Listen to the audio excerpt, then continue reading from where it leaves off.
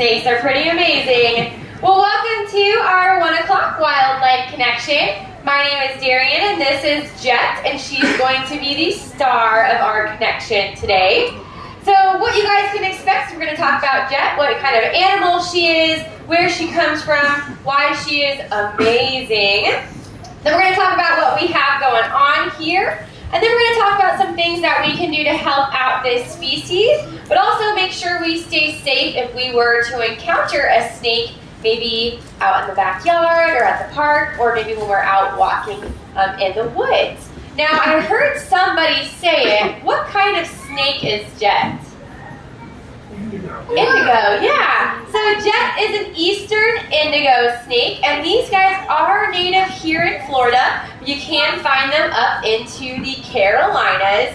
And eastern indigo snakes are amazing. And I probably will get goosebumps while I talk about her because she just is that spectacular.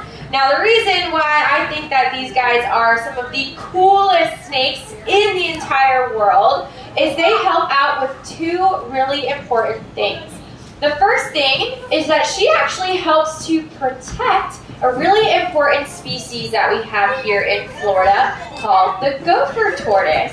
Anyone ever heard of the gopher tortoise before? Yes. Yeah. Well, believe it or not, gopher tortoises are keystone species. So that means that they are not in the ecosystem. Ecosystems can actually collapse, and we can see lots and lots of bad things happen when they are not there. So how in the world do eastern indigo snakes protect gopher tortoises? Well, these guys actually like to live in the burrows with gopher tortoises. Now, you would probably expect that she would want to eat the gopher tortoise eggs or the little hatchlings.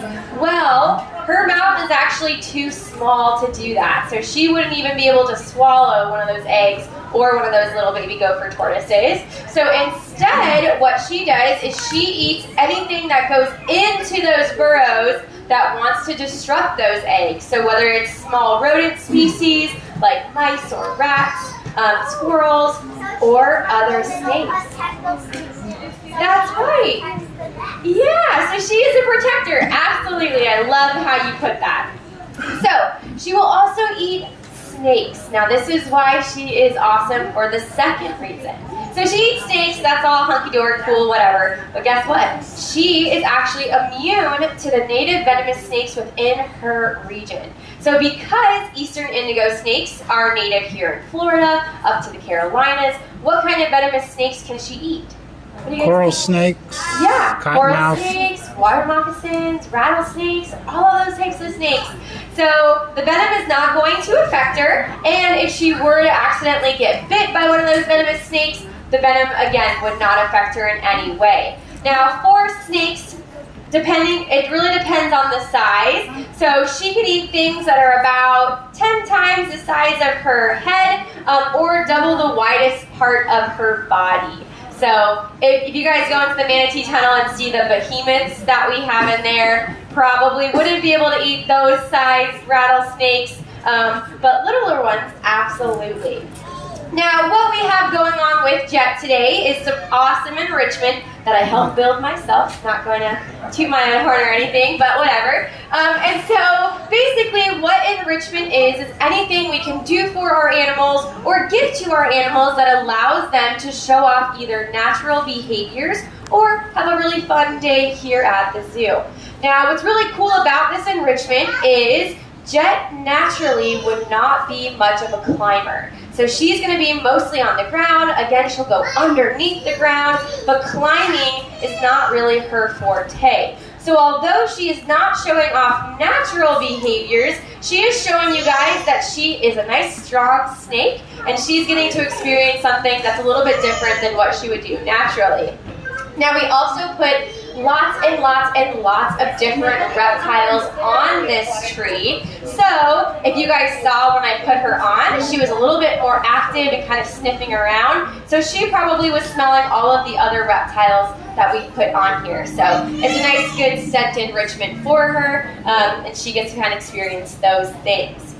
Now, What's really cool about the eastern indigo snakes, again, they live here in Florida, so some things that we can do to help out this species is actually just be a smart shopper. Now, I'm going to assume, and maybe this is the wrong thing to do, that we all utilize toilet paper. Ew! Wait, you don't use toilet paper? What? Yeah. You do? Okay. Well, so most of us are going to probably use toilet paper for, a variety of things. And so, where would toilet paper come from? Trees. Trees, yeah. So when you guys are shopping, all we have to do is look for a little pine tree with a check on the products that we like to buy. And that lets us know that it's a part of the Forest Stewardship Council. And that council is going to make sure that when they're creating all their paper products, that they're doing it sustainably. So they're not going to be cutting down lots of land or disrupting ecosystems to make those products. Now, the last thing I want to talk to you guys about is basic snake safety. So I see lots of kiddos in my audience, so I want to ask you guys, if you guys were maybe in your backyard or on the playground and you guys happened upon a snake, what would you guys do? Yeah, what do you think, bud? I would run away. You'd run away. I love that answer, and I'm looking for one more thing. I would just the white thing and I would cycle at the things and the inside. I love that. We always want to protect the environment. And what else? So we want to leave that snake alone, and what else? What do you think? Has to do with telling somebody something. Has to do what? Tell your adult, yeah. So kiddos, you guys are going to want to leave that snake alone, and you're going to want to tell an adult immediately. Now, adults, this question is also very, very important to you guys. So, if your kiddo told you that there was a snake in the area, or you guys were out hiking and you guys came across a snake, what would you guys do? Yeah. I would say leave it alone, probably walk the other way, and then maybe come back in 15 minutes, see if it's still there. I love that Or not. answer. And there's one more thing that we can do. Anyone have an idea? Do you have an idea? Get a selfie. Get a selfie? Yeah, maybe you might want to snap it. Actually, snapping a picture of it is not necessarily a bad idea, just in case something bad were to happen. But you definitely don't want to get super close to it. So adults, something that you guys can do, especially if it's in your yard or potentially in your home, is calling a local non-emergency number, whether that's, local 911 or Florida Fish and Wildlife. Those guys are all trained to come out and remove that snake and not harm it and take it someplace that it might do a lot more good than in your home. Now, a little bit of a backstory. My father is absolutely petrified of snakes. He despises them. He knows that they are great for the environment, but doesn't want them anywhere near the house. And unfortunately, he's done some unsavory things to snakes when they come close to the house. Now, why do you guys think that that might be a bad idea? Yeah, what do you think?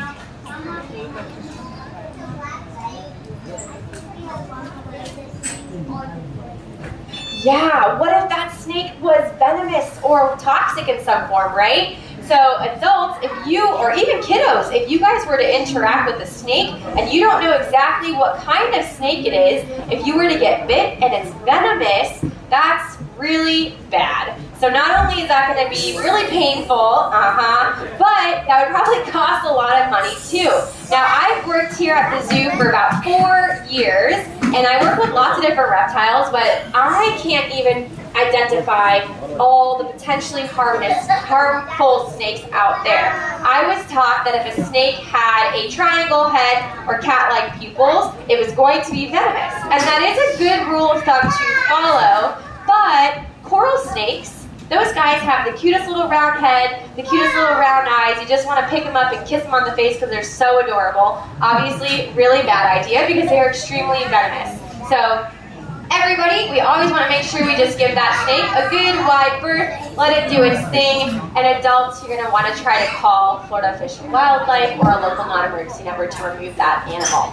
Now, I'm going to wrap up my Wildlife Connection. I appreciate you guys coming out and learning about Jet. We're going to hang out here for a couple more minutes. We're not going to do any touching of her, but you guys are more than welcome to come up closer and say hi. Just make sure we're not touching the tree or the table. And if you guys have questions, again, my name is Darian, and I appreciate you guys coming out. Thanks, guys.